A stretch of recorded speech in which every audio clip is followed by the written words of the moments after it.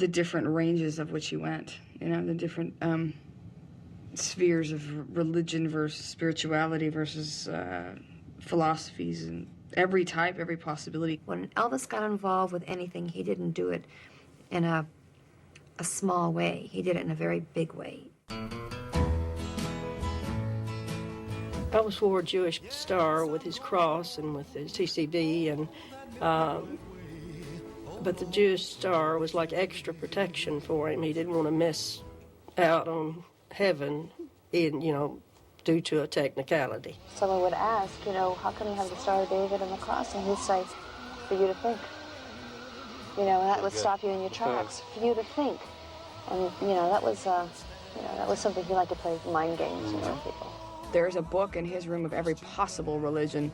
His potpourri of books to this day are pretty mind-blowing. When I go into his room now even, and I go through his books, it's impressive. He'd stay up in his room and meditate for hours. He'd read books for hours. He was interested in everything almost, and he read books about almost everything and everybody that he could read about. It gives you a better understanding of yourself as well as other people. Especially in the beginning, I guess the Bible was the most important book to him. We'd have, a bunch of people over, and he'd preach out of the Bible, which was funny because his stories were entirely different than what was in the Bible. I mean, he had a whole other version, very flamboyant, very expressive, and very funny. Well, it was kind of neat because it did give me that connection with them because I was sort of in that, that sort of spirituality searching. Yeah. And when he started reading the Bible, I remember you saying, "Oh no, there he goes," and I'm like, "Oh, this is interesting. I'll hang out. I'll hang out. I'll sit here and let him read a few passages to me." And as he got into his later life, he read books from different religions, lots of different books. The Prophet was one. Gosh, there was so many. The Initiation of the World, Impersonal Life, Autobiography of a Yogi, Masters of the World. Just many, many things of which Elvis just gravitated to. He loved it. He sucked it in. There were also other things that he was very interested in, and one of them was the Cairo Book of Numbers. And he loved numbers. He would always have this, and he loved words. He would break words down, like woman, woman, and break them into their syllables, and then try to match what that really meant. Elvis said, "Come here, I want to read you something." And it was from Cairo's Book of Numbers, a numerology book. Elvis had figured out that I was a number 6. I couldn't go through the whole mathematics. Elvis says, I'm a 6. He also read me number 8, his number, which was, it was really Elvis, and it was really dark, too, though. It was about leadership and everything, but you would die early and a tragic life, and it's amazing. Those are the type of things he was into.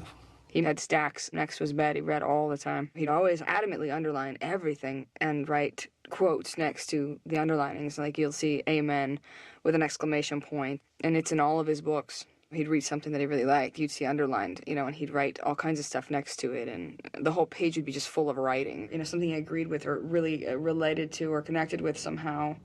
Anything that indicated to him, he would kind of put a side note to it, and he would relate it to what he was doing at the time. And a lot of those times, I was pretty impressed by what he was underlining, spiritually speaking, what he was, looking for, and what made sense to him.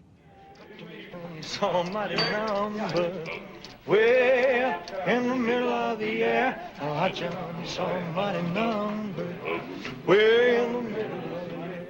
I think in the spiritual side and in the books that he read, and that search is truly trying to get some answers of where should he go, why him, what does he do now? There's no way anyone would go through there and go, well, this is not someone who wasn't looking, for who and what he was. In Bel Air, the sprinklers were going, it was those kind of sprinklers that would move back and forth. And the way that they were positioned, it looked like angels. And Elvis thought he was seeing angels, and he thought that they were calling him. Lead me So he would go out and he wanted people to come and see, you know, what he was experiencing. He would see these things and we would try so hard to see the same things that he was seeing or pointing out to us.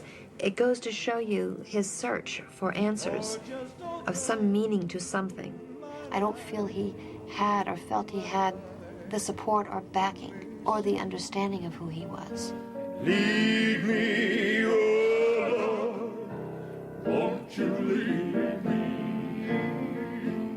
But I look at myself strictly as a human being who's, like I said, been very lucky, but whose life has blood running through my veins and can be snuffed out in just a matter of seconds, you know, and not as anything supernatural or better than any other human being. I'd like to ask J.D. Sumner and the Stamps to sing one of my favorite songs, Why Me, Lord?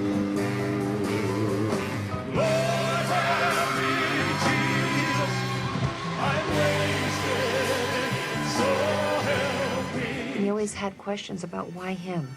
Why me? Why have I been given this talent? He never really understood why all the adulation. I mean, even if you're perfect, I mean, I'm not saying, you know, that I'm perfect because no man is perfect. But there was only one perfect man, and that was Jesus Christ. And people didn't like him. You know, they killed him. And he couldn't understand why. Jesus, my soul's in your hand. It's lonely at the top. You hear that? It's a cliche. But for him, it was very true, because I think he was one of the first people to actually get to a place like that was so... He was in such an ivory tower and so untouchable and so alienated after a while. Elvis lost sight of his purpose in life, believe it or not. He honestly couldn't understand where it was all going. I'm not real sure if he knew exactly what his purpose in life was. I don't know if any of us think we know our purpose in life. I still don't know. Let me see I don't think he ever understood what his special mission was. just where I fit into your master plan. And so that put him on this quest, which was his own. You know, it was probably incredibly lonely to be put in a situation where he's on his own trying to find his own. When you're weary, feeling small, when tears are in your eyes, I will dry them all. He felt that he could do so much more with his talent.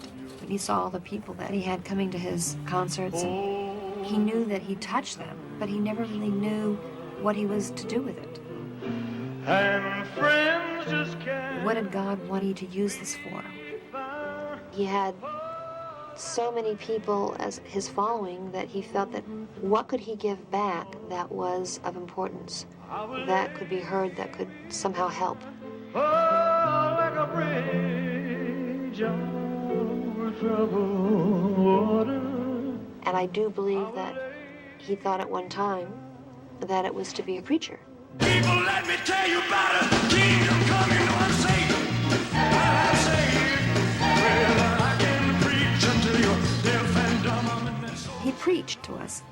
You never stood in that man's shoes or saw things through his eyes, or stood and watched with helpless hands while the heart inside you dies. So help your brother along the way, no matter where he starts. For the same God that made you made him too. These men with broken hearts. I think he thought he possibly had a religious calling, that all this was going to lead to some type of way he could make mankind a little better. I need all the help I can get. I know that he loved what he did, and he did it to make other people happy. I suppose the most important thing in a person's life is happiness. I mean, not worldly things, because gee whiz, I mean, you can have cars, you can have money, you can have a fabulous home, you can have everything. If you're not happy, what have you got? So I suppose that if I can just continue to make other people's life enjoyable and to make my own life happy, well, then that's all I could expect out of life. So much admiration, so much going on all the time that it was probably somewhat therapeutic for him to shoot back out and, you know, help to do stuff for people. It helps to help people.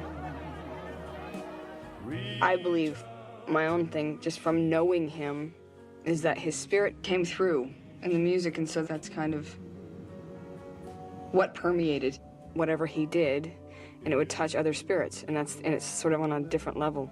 Elvis came from a very special place of creativity. He did what he felt. He wanted very deeply to follow his instincts. He was just really following his soul. There was no difference between his image and who he was, except for that who he was even more important and bigger. Everything you saw that he had was what was there, what he gave, and he never lied. He never put up a front of any kind. He was who he was, and that's what came through, and his image didn't come anywhere near where he really was as a human being. This is a man who contributed so much to our culture, to our history,